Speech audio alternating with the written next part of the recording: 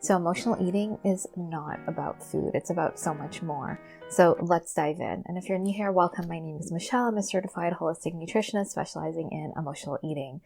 I know it might be shocking. Emotional eating is not about food because most of the things out there tell us we need to control food. It looks like that's the thing we're out of control with. We can't seem to control food. We're out of control with food. And for me, when I was an emotional eater, I thought it was about the food too. I was constantly trying to control food, control my body. I was trying every diet, every restriction, everything possible, because I thought something was wrong with me. I was broken and that I just couldn't control food, but everybody else seemed to be able to. And this might sound shocking to you, or you may not have put these pieces together, because a lot of women, when I talk to them that have emotional eating or feel out of control with food, they think they just need more willpower. They just need to learn to control food. And it's not really about that. It's about so much more.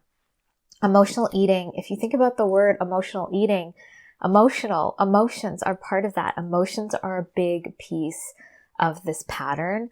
Emotions, traumas, unresolved events, people pleasing, boundaries. There's so much under the surface that's tied into emotional eating. So why do we go to food? Why is food the issue?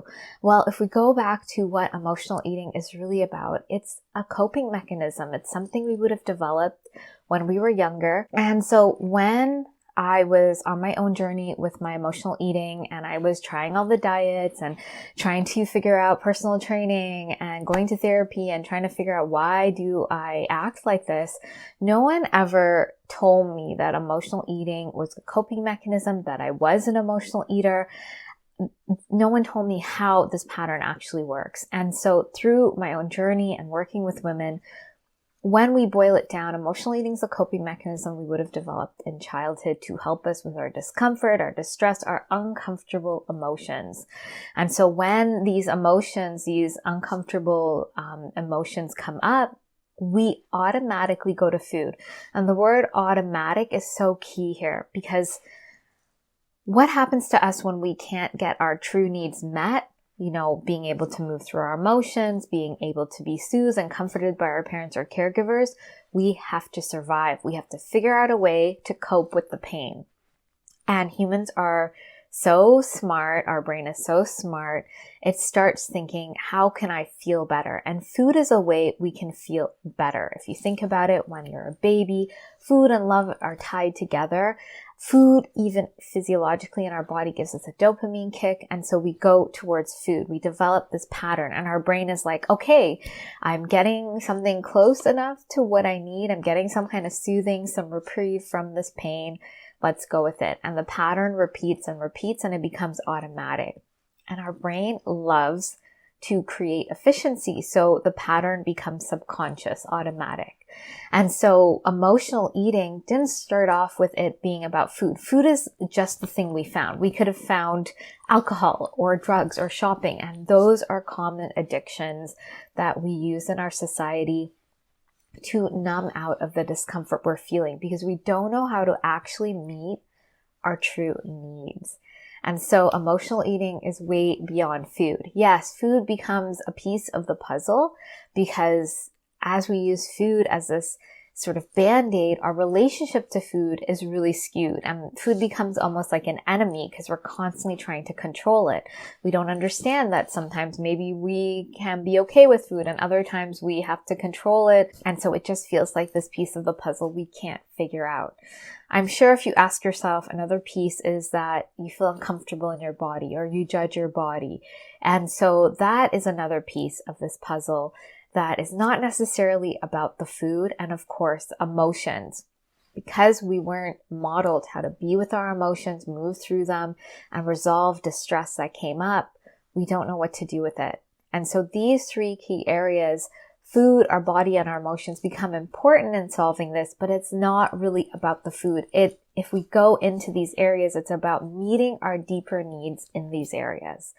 And so when I was on my journey, And I started to really dig into the root of this pattern and started to transform it. And looking back on my journey, I saw these are the 3 key areas we have to look at. And underlying them all is really about getting our emotional needs met, getting into that deeper root. It's not about controlling food or calories or macros or anything like that. Once we heal that deeper root and we meet our true needs, we won't be trying to control food or our body or our emotions.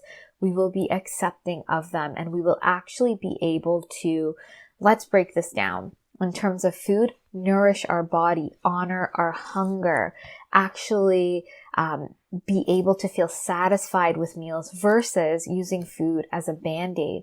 And when we're able to do that, we can start catching our emotional eating triggers. With our body, we can start seeing how we don't accept our body, how we shame it. And as we begin accepting our body, we shift out of that body shame that triggers our emotional eating, that spirals us into feeling more and more out of control around food and in our body. And we start meeting our needs on a body level. We start accepting our body. We start accepting our energy levels. We start giving ourselves what we need, the rest we need, or the movement we need, and we are connected to it. And in terms of our emotions, we actually start to learn to move through our emotions, to meet our deeper emotional needs on a body level. Emotions live in our body.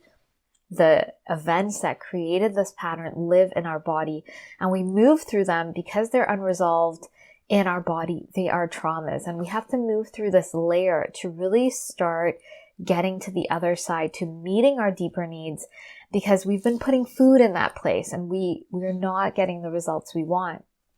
This will actually help us to move forward really powerfully. And so food becomes food, our body becomes our body, and our emotions become our emotions. And it's not that we have to micromanage food, and we don't have to think about that constantly. Yes, on the surface, at the tip of the iceberg, it looks like it's about food and about controlling food, controlling our body, controlling our hunger. It's not. There's so many things going on under the surface. We've just learned to survive and to adapt to the discomfort and pain in our lives by using food to soothe. Food is a band-aid. And you have to ask yourself, don't you want to meet your true needs? Because when you meet your true needs, that unlocks your evolution. And that unlocks ease and peace in your body and around food. Physically, you're not grasping at controlling food or controlling your body. That leaves you with ease and peace and confidence. You know what your body truly needs in terms of nourishment, in terms of movement, in terms of processing emotions. And that is the greater goal here. We are wanting to get to that place. So if you want to start this journey, you're recognizing that it's not just about controlling food. You want to get into the deep roots of this pattern so you can get to that ease and peace around food and in your body in a sustainable way. Then the first step is really to start learning to discern true from emotional hunger and catching your triggers. And so I have a free guide called What Are You Truly Hungry For? You can find the link below. So if you want to resolve your emotional eating, if you're ready to go on that journey of resolving your emotional eating, of really getting into the root, and you're looking for guidance from someone that's been there, that can see the path forward, then I'd love to invite you to find out more about the Emotional Eating Evolution Program. This is my 12-week container. It has the step-by-step process along with the in-depth tools and meditations and guidance to help you along your path to get from struggling with emotional eating to ease and peace in your body and around food. And so if you'd like to find out more about that, you can find out more at the links below. So if you have any questions about what I've shared today, please let me know. Please be sure to like and subscribe, and I look forward to sharing more with you, and I hope you have a great day.